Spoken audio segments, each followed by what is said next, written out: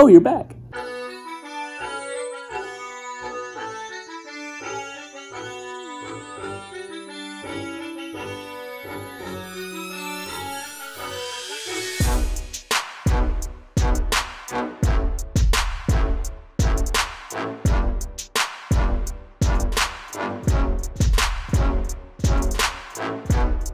Hey everybody, welcome back. This is Alex with 801 Coffee Vlogs. I hope you watched my previous video. If you did, go back, like, subscribe, comment below what you liked, what you didn't like, and what you want to see more of, and I'll make sure to put it in the future coming videos. Today we're going to be learning all about espresso, so how to dial in shots, how to steam milk, and how to create your own latte art. So if you're interested in that, stick around and we'll get right into it. But first, we're going to see if my cat likes coffee. Hey Marley, do you like coffee? Yeah? What kind? Do you not want to talk?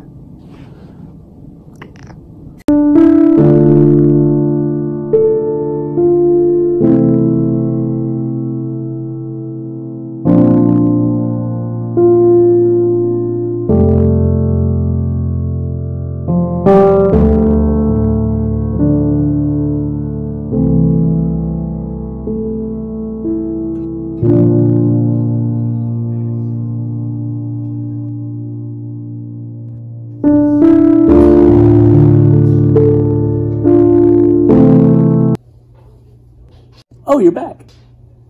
It turns out my cat likes coffee just as much as I do, and if you do too, go check out my previous video. It'll be linked in the description and at the end of the video. Here's a little preview for you can watch right now, but it's just short, so don't even worry about it. Today we're gonna be learning all about espresso, as I mentioned before, but first, enjoy this montage.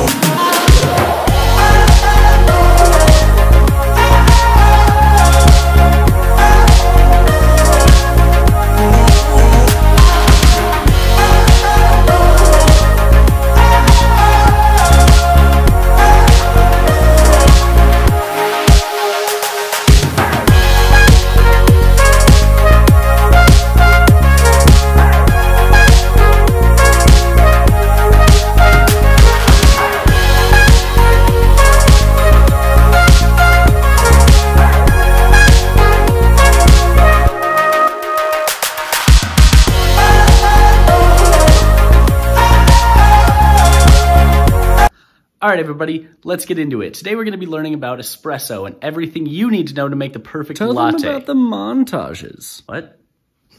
Tell them how you're going to make more montages. Yeah, obviously. Then tell them. They know.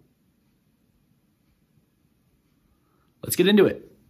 Hey, everybody, welcome to my kitchen. Today I want to show you everything you need to know in order to make a great latte. First, I'm going to teach you how to dial in a shot of espresso. Secondly, I'm going to teach you how to steam milk.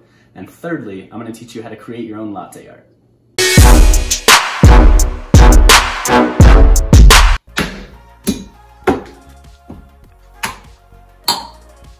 Today I'm going to show you how to dial in a shot of espresso. So what you want to do is take the super bitter and the super sour flavors in the coffee and put them together to create the perfect balanced shot.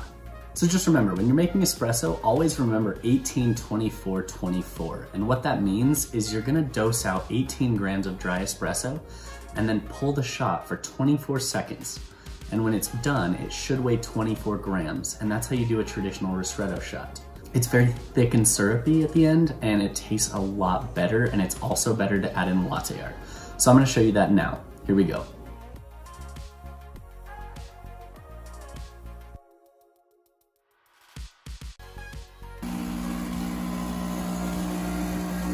I wanted to start dripping right about then. That was about 6 seconds in.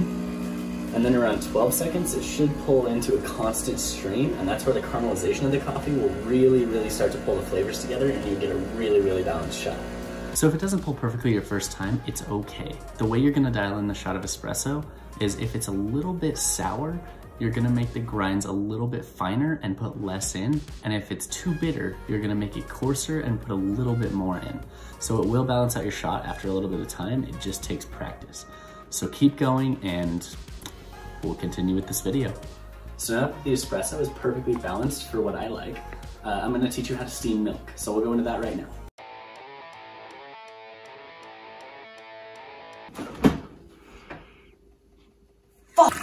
So guys, I forgot the milk. So we're at the store right now, about to get it. No free brand deals.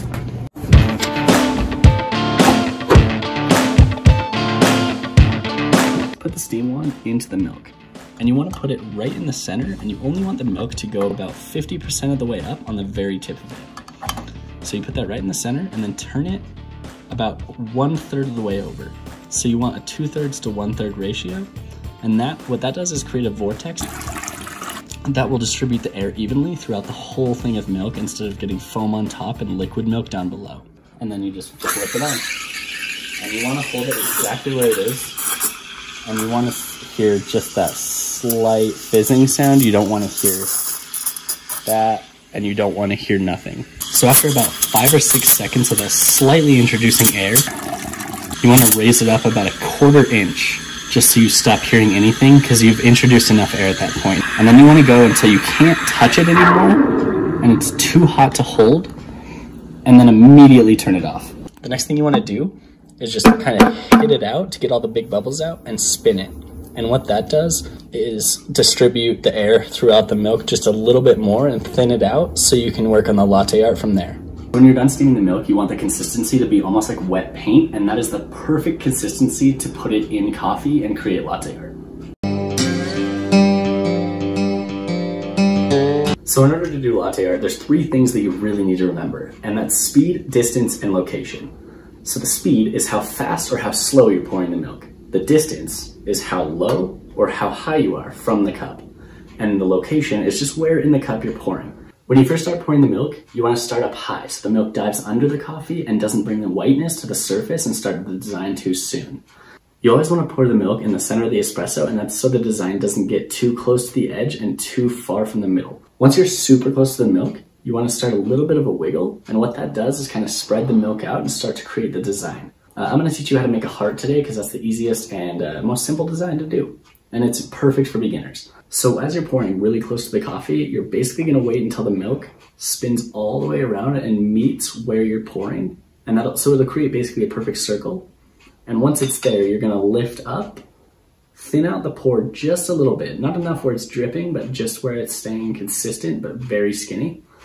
And then you're going to lift it up and strike through, and that will create the actual middle of the heart where it pushes the circle in and pushes the other side out, and then you'll get that perfect heart shape. So remember, pour up high and directly in the center, and you want a medium pour speed, not too fast. Once it's half full, dive down, it'll start to pop up, lift up, strike through. And that's how you create a perfect heart on top of the latte. If you don't get it your first time, that's completely fine. Just keep trying and stick to the program and you will get it. So before I end my video, here's a few more clips of me creating different latte art so you can get an understanding of how much you can do with it. Here you go.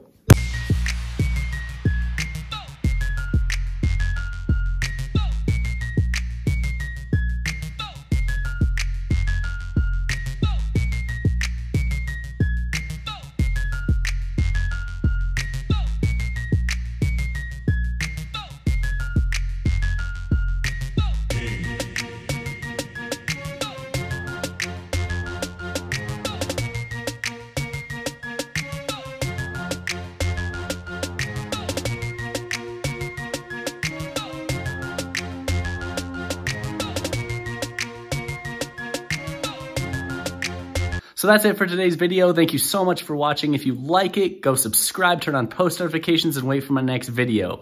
Drop a comment below. Tell me if you liked it. Tell me if you didn't like it. And tell me what you want to see more of. I look forward to seeing you in the next video. Bye.